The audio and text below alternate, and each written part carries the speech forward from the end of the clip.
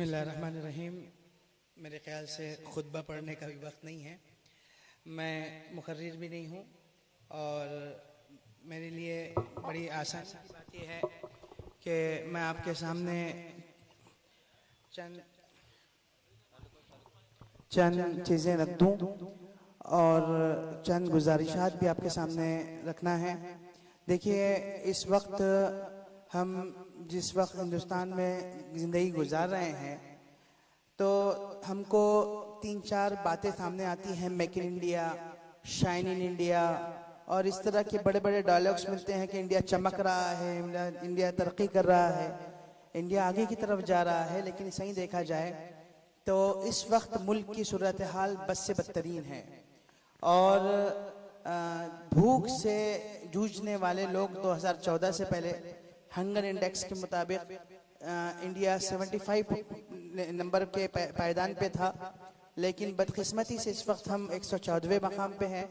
यानी इस वक्त पूरे मुल्क में भूख की जो मार है वो इतनी ख़तरनाक है कि पूरे मुल्क में भूखे सोने वालों की तादाद पर डे जो रोज सिर्फ एक टाइम का खाना जिनको मिलता है और एक टाइम का खाना इनको नहीं मिलता, भूखे होते हैं रात में, वो 22 करोड़ है कि 22 करोड़ हिंदुस्तानी रात में रोज भूखा सोते हैं। नशे की तरफ देखें तो नशे की हालत ये है कि इस वक्त रोज, यानी सिर्फ शराब की बात कर रहा हूं मैं, कि सिर्फ शराब पीकर सोने वाले हिंदुस्तान में 16 करोड़ हिंदुस्तानी हैं और दीगर जो नशे की तरफ जाने वाले लोग हैं, इसमें गांजा है और दीगर क्या क्या नशे हैं, करीब 45 करोड़ यूथ हमारा जो है नशे की तरफ बढ़ चुका है। ऐसे में अल्लाह जज़ाए खैर दे हज़रत मौलाना रहमतुल्लाह अलैह को कि मौलाना ने 1973 में इसकी बुनियाद तो इलाहाबाद से रखी, 72 में, लेकिन सही देखा जाए तो दूरंदेश बड़ा तंग नज़र होता है, क़ब्ल आगाज़ ही अंजाम का डर होता है। मौलाना ने आज़ादी से पहले अंग्रेज़ों की तरफ से जो बीज डाली गई थी, नफरत डाली गई थी, उसको भाप लिया था और उसने महसूस किया था हज़रत ने, ये मुल्क आगे जाकर ऐसे रुख पे जाएगा जहाँ मजहब को एक कार्ड की तरफ तौर पे, इलेक्शन के तौर पे पेश किया जाएगा। गोया 2014 को मौलाना 1972 से देख रहे थे। मौलाना ने इसकी बुनियाद रखी और बुनियाद रखकर पूरे मुल्क के मुसलमानों से आपने मुखातिबत इख्तियार की और दौरे किए, लोगों को जगाने की कोशिश की। यही दौरों में एक दौरा मौलाना का अगर हम समझना चाहें तो हम बर्मा की तकरीरें मौलाना की बड़ी शेयर करते हैं, सुनते हैं।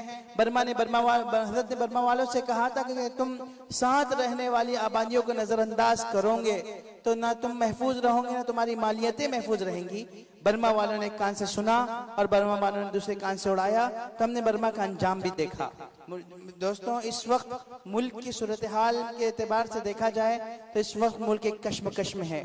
ख्वाजा साहब मोइनुद्दीन चिश्ती रहमतुल्लाह अलैह, ख्वाजा खाजगान फाते हिंदुस्तान जब हिंदुस्तान तशरीफ लाए, उस वक्त भी यहाँ भूख थी, उस वक्त भी यहाँ पे जात पात के झगड़े थे, उस वक्त भी यहाँ पे जूझ रही थी इंसानियत। हजरत ने कोई मुहाजिरे नहीं दिए, बहुत मुखातिबत इख्तियार नहीं की, मैदान पकड़ा और खाना खिलाने का निज़ाम शुरू किया और खाना खिलाते गए। हम भी राउंड मारते हिंदुस्तान के, हम भी घूमते हैं।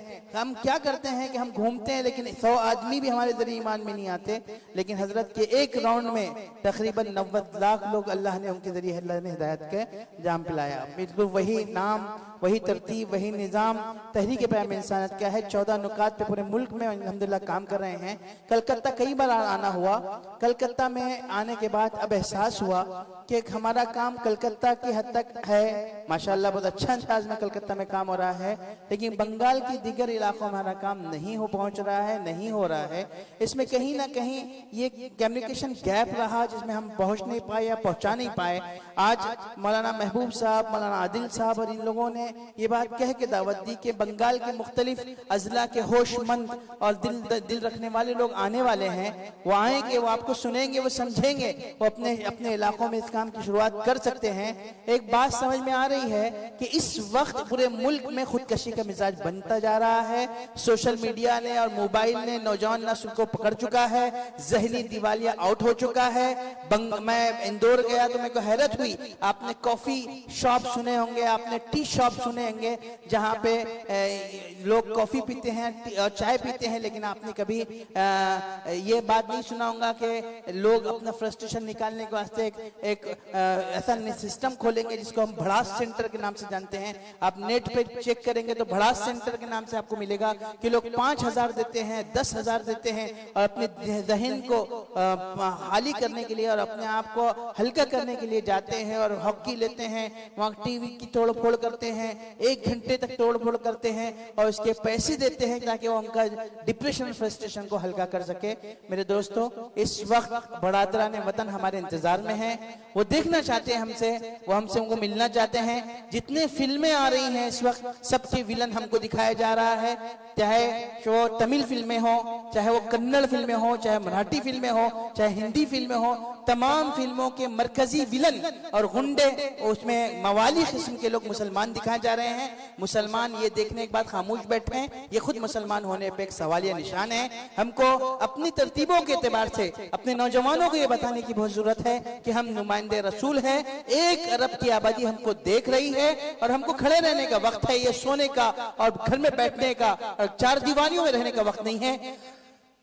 हम अपने नौजवानों को तैयार करें और एक तरतीब बनाएं। मैं इस मदरसे के 50 साला खिदमात पे मुबारकबाद भी पेश करता हूं और मुनज़्ज़िमीन से दरख्वास्त करता हूं कि अगर आप लोग सिर्फ बंगाल के अंदर उनके इलाके के लोगों को जोड़ें, एक रोजा वर्कशॉप रखें, यहाँ पे लोग तैयार किए जाएं, लोगों को सामने खड़े करने की तरतीब बनाई जाए। हमारे काम देना है, अल्लाह के रसूल ने हमको देना सिखाया और अगर हम देने वाले निजाम को कायम करें तो इंशाअल्लाह ये बंगाल, जिस पे बहुत कोशिश की जा रही है कि नफरत के आंधियां चलाई जाए, नफरत की हवाएं चलाई जाए, ये ना सिर्फ हवाएं रुकेंगी बल्कि एक ऐसा इंकलाब आएगा जिसमें हम अपने आप को बतौर नुमाइंदे रसूल के तौर पे जब पेश करेंगे तो ना सिर्फ लोग हमसे वाकिफ होंगे बल्कि आका मदनी मोहम्मद अरबी सल्लल्लाहु अलैहि वसल्लम की जिंदगी से भी वाकिफ होंगे और किरदार से वाकिफ होंगे। मौलाना अली में रहमतुल्लाह अलैह के इस मिशन के तहत पूरे मुल्क में जाना हो रहा। हम लोग अभी जम्मू गए थे तो कुछ दिन पहले हजरत को देखकर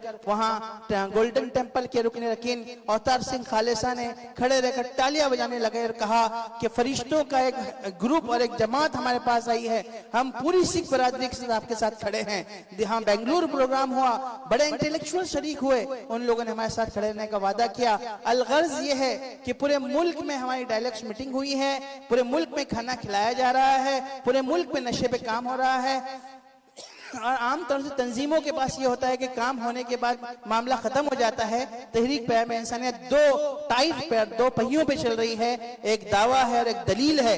दलील हमारे काम है, जब काम मुकम्मल होते हैं तो हम दावे के लिए लोग बुलाते हैं, डायलॉग्स करते हैं, कॉर्नर मीटिंग करते हैं। अल्हम्दुलिल्लाह मुंबई में एक तारीखी हमारी डायलॉग हुआ, बल्कि 3-4 डायलॉग्स हुए, जिसमें तुषार गांधी जी के पड़पोते और इसके अलावा आपने राम पुनियानी का नाम सुना होगा, वो शरीक रहे और बड़े बड़े इंटेलेक्चुअल शरीक रहे। अल्हम्दुलिल्लाह उनकी बड़ी तादाद है जो हमारे कॉल के, हमारे बुलाने की मुंतजिर है। हम इस 50 साला प्रोग्राम से आप लोगों से दरख्वास्त करते हैं कि जो हजरात इस काम में आना चाहते हैं, तरतीब में शामिल होना चाहते हैं, मुफ्ती आदिल साहब से राब्ता करें, एक निज़ाम बनाने की कोशिश करें।